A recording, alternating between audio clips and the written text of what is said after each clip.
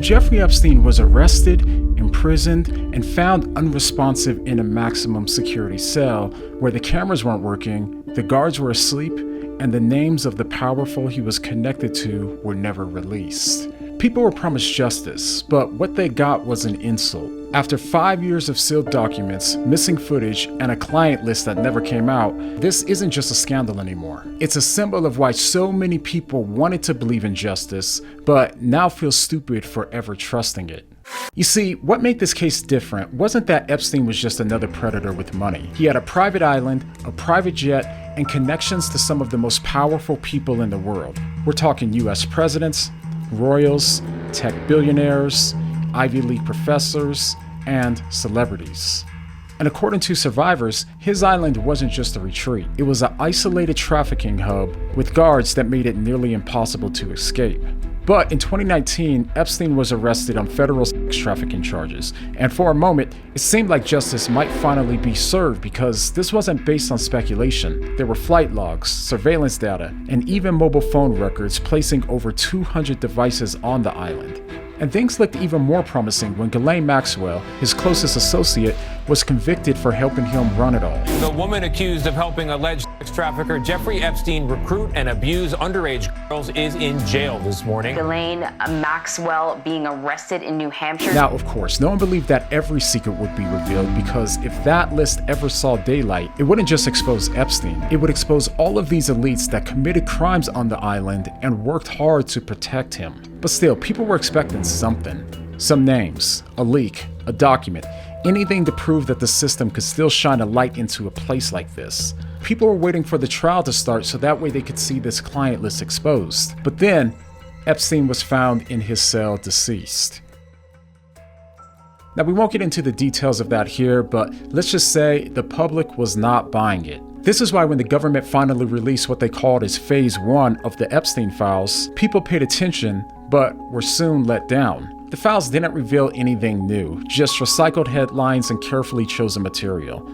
Okay, now fast forward to this week as Phase 2 came about, the one people have been waiting years for. The FBI and the DOJ finally released an official report dropping a bombshell. They said that there was no client list at all, no blackmail, just a conclusion that apparently Maxwell was convicted for trafficking these girls to, well, no one other than Epstein. So after all the buildup, all the anger, all the waiting, people got nothing, not even closure. And that's when something deeper broke.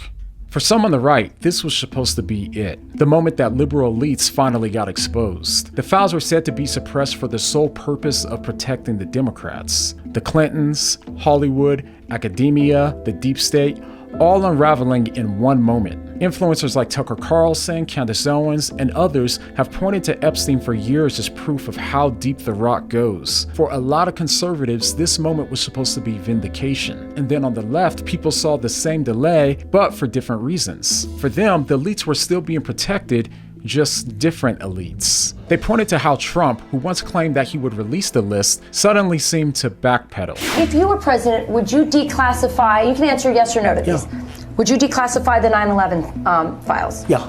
Would you declassify JFK files? Yeah. Would you, I did a lot of it. Would you declassify the Epstein files? Yeah, I would. All right. I guess I would. I think that less so because, you don't know it. You don't want to affect people's lives if it's phony stuff in there because there's a lot of phony stuff with that whole world. But I think I would, or at least Do you think that would restore trust? Help restore trust? Yeah, I don't know about Epstein so much as I do the others. And even more recently, Elon Musk shocked the world when he said that the reason that the client list hasn't been released yet is because Trump's name was on it. Time to drop the really big bomb. @Real Donald Trump is in the Epstein files. That is the real reason they have not been made public. And even the people who aren't politically aligned, they might not believe in conspiracies, but they're still not buying it. They've seen enough sealed files, suppressed reports, and institutional failures to know what this looks like. So at this point, it doesn't even matter what side you're on. almost no one believes the official version. Everyone feels gaslit. And a big part of that is because so many people don't trust what they're hearing from the politicians, from these institutions that are supposed to be telling the truth, and especially from the media. And that's why I'm happy to have Ground News as the sponsor of today's video. Ground News gathers articles from over 50,000 sources and shows you how they're being covered across the political spectrum, letting you see the full picture. So, for example, when it comes to this story, over 300 sources have covered it already, and out of those, 65 of them are left-leaning, while 71 are right-leaning, but they're covering the story from entirely different perspectives. The left claims that Trump is worried that Maxwell is going to speak out about his friendship with Epstein, while the right is more focused on how MAGA supporters have been reacting to all of this. Ground News has also been gaining a lot of attention lately for their work. They were recently recognized by the Nobel Peace Center for their impact on media literacy, and it's really not hard to see why. If you've been following this channel for a while, then you know that I like to gather both sides of an issue before I talk about it publicly, and Ground News is the perfect tool for that. So Ground News has become a valuable tool for me, especially as a Christian seeking truth and integrity in media. And if you want to try Ground News today, go ahead and go to groundnews.com/whatdoyoumeme and get 40% off of unlimited access with the Vantage plan. All right? Now, back to what happens when everyone in culture feels gaslit by the government for too long and how that's causing a major break in people.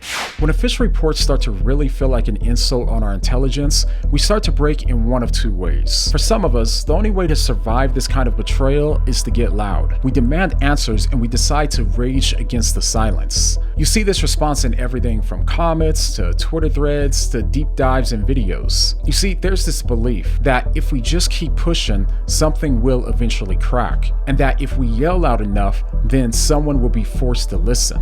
And there's a deep need to believe this because the alternative, that no one's coming to fix it, that the guilty might win, that alternative starts to feel almost unbearable. So the first response is outrage, which becomes a lifeline, a way to demand recognition that the truth still matters, even if it hasn't shown up yet. And then there's the people who stopped yelling, and not because they don't care, but because they cared for so long that it burned them out. They watched the hearings, followed the court documents, and waited for the list, and nothing happened. So eventually, they stopped expecting anything. They tuned out, and not from indifference, but from exhaustion.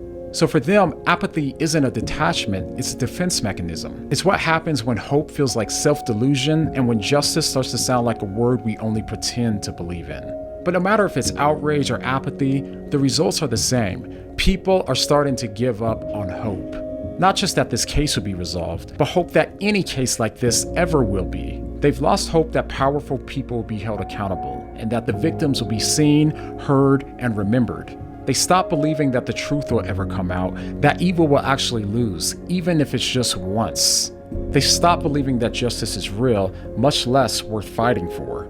And this is what's left behind when justice disappears. They either burn out in outrage or go numb from apathy. Orenthal James Simpson, not guilty of the crime of murder. So what happens when no one believes in justice anymore? What if no one ever makes this right? Or more importantly, what if justice isn't really gone? What if it's just delayed? Now that is not the same thing as saying trust the system, because people have tried that and the system buried the truth. What I'm talking about is a deeper kind of justice. One that doesn't depend on courtrooms, leaked files, or corrupt leaders. And one that doesn't need permission to expose what really happened. Because the unfortunate reality is that if there's no one that really knows the truth and no one to expose it, then yeah, maybe justice really is dead. But for those of us that are Christians, we know that God sees and remembers everything. He doesn't need camera footage or unsealed documents. He sees and knows the victims, the girls that no one defended, and also he knows the perpetrators. And that changes everything. For those of us who believe this, hope means refusing to believe that the final word belongs to money or to media silence. We can have hope in a perfect judge who knows what it's like to suffer at the hands of injustice and who's promised to judge everything that the system missed. And this isn't just hope for those that were abused, it's also a warning to the abusers, that power won't protect them and silence won't shield them, and that justice delayed is not justice denied. Even if the courts forget these girls, Jesus never will. He sees them, he knows them by name, he knows everything about them, and he loves them. So if you've stopped hoping that they'll start to see that truth matters, and if you've stopped believing that justice is real, maybe it's time to stop looking to the courts. We can hope in them, but we won't place our ultimate hope in the judges of this world. Instead, we place it in the King, the ultimate judge of this world, Jesus Christ. Alright, thank you guys so much for watching to the end of this video. It really does help us in the algorithm. And just so you know, we're a nonprofit ministry that's here to help people see the gospel when the world feels upside down. We run on viewer support, so if you want to help us to continue to do that, you can support us at the link down below in the description. Alright, thank you guys for watching, and we'll see you next time.